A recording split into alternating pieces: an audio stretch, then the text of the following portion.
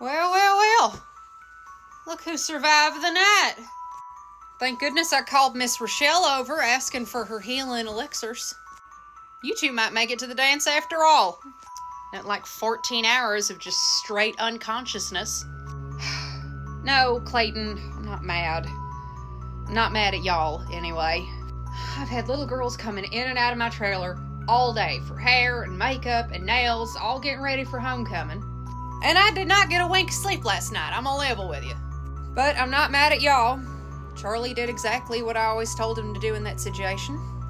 You called me and Walter, you took care of your friends, and you didn't try to drive. And I know that going up to the mines and drinking until y'all were sick was not your idea. Charlie, did you call your daddy? He ain't picking up my phone calls. He's too scared of that, so you're gonna have to call him for me. Charlie, baby, I know that I have tried to be decent and civil with your daddy and his people, but last night he put y'all in a lot of danger for his own pride. And the alcohol was one thing. He knew better than that, but to take y'all up to the mines, especially to Eve's entrance, where he knows what happened up there, I can't forgive him for that, baby. I have tried my whole life not to speak ill of your daddy, but he's a fucking shit rat bastard for doing that, and I hate him with every fiber of my being right now. Especially since you've got so much going for you, and I'm so proud of you. And if anything happened to you, I would burn down this entire state.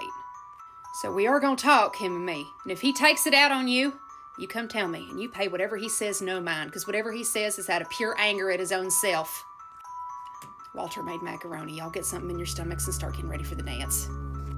No, baby, I didn't see Coach Gwinnett at the game. I thought that was weird, too. But hey, it was homecoming game, and y'all won. And whether he was there or not, I know he'd be proud of you, baby, because we all are.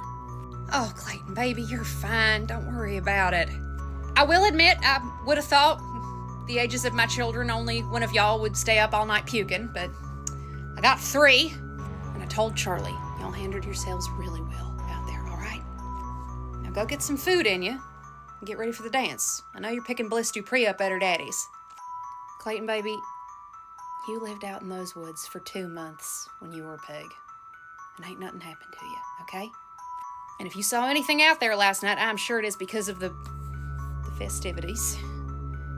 But you know now, I really ain't gonna let nothing hurt you, right, baby? You know, Clayton, what I've learned is a lot of people see the rambling man and we have no idea why, and they're still around. Hell, I've seen it. It don't come for everybody. Search me for why, but maybe it's a little bit more complicated than we think, honey. You know I got some of my people down in the mines, all right? Great-great-grandpa Lyle might be buried under 1,000 pounds of rock, but if you're one of ours, you ain't gonna let nothing bad happen to you, okay, baby? Go on, get your macaroni and cheese.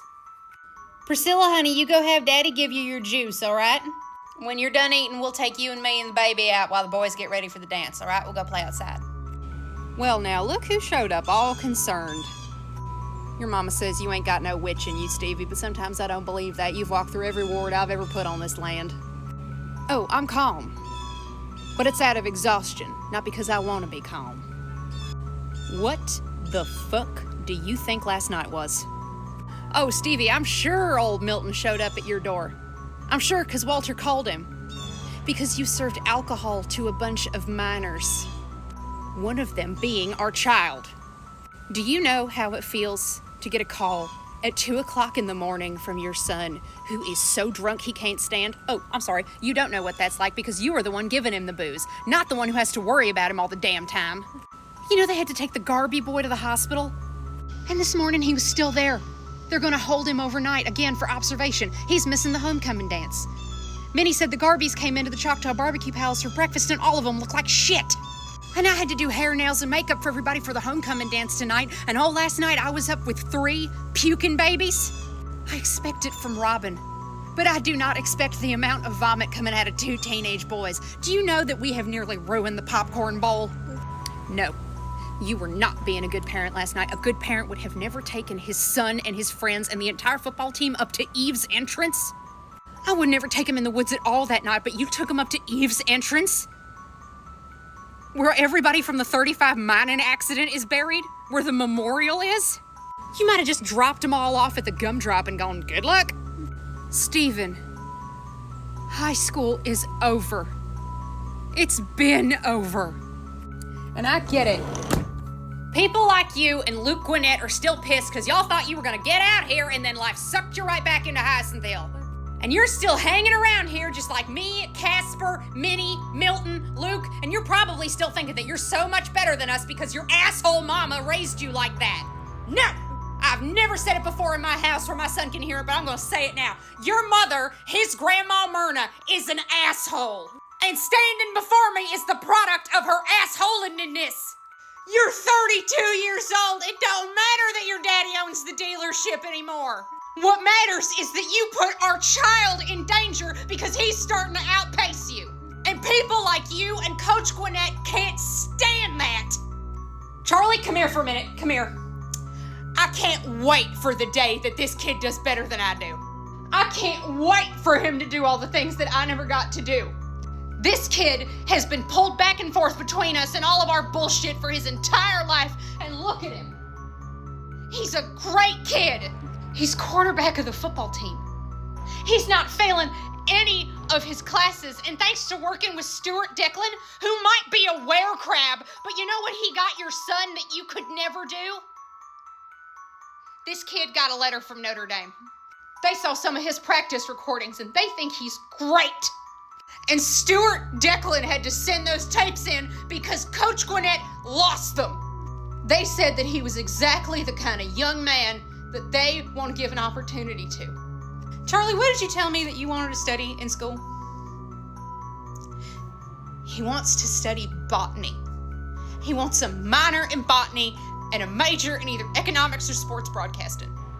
Our son wants to use his magic to help people. He is a good witch and a good person. And sometimes I don't know how the hell it happened, but it did, and I could not be happier. All right, baby, go eat your dinner. Your great Aunt Edabelle would be so proud of you, honey. I realize on paper I might be a loser, right? I had a kid at 16, barely graduated from high school. I live in the lowest income part of northern Georgia. At least I've done something with my life, Steven. I have 4 kids. And I have a man that loves me, that practically fell out of the sky because maybe I was doing something right. I got a business. I'm going back to Miss Teen Georgia because there are no other Little Miss Hyacinth Hills. Blister Bree gets to compete again because she's the only one we got.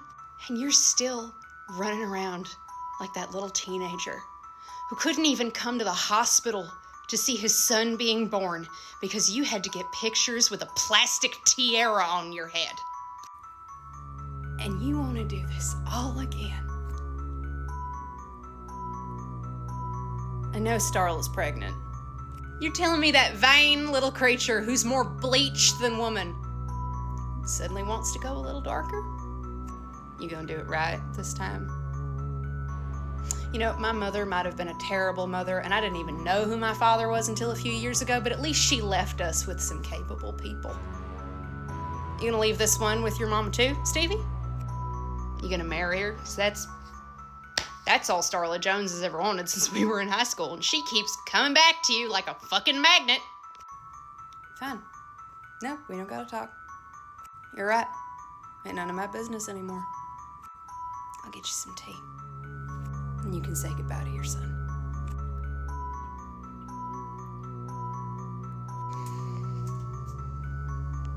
Oh, don't do it.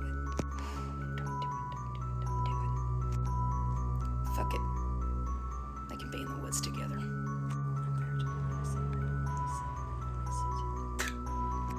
Stevie, say good luck to Charlie tonight. He's on the homecoming court.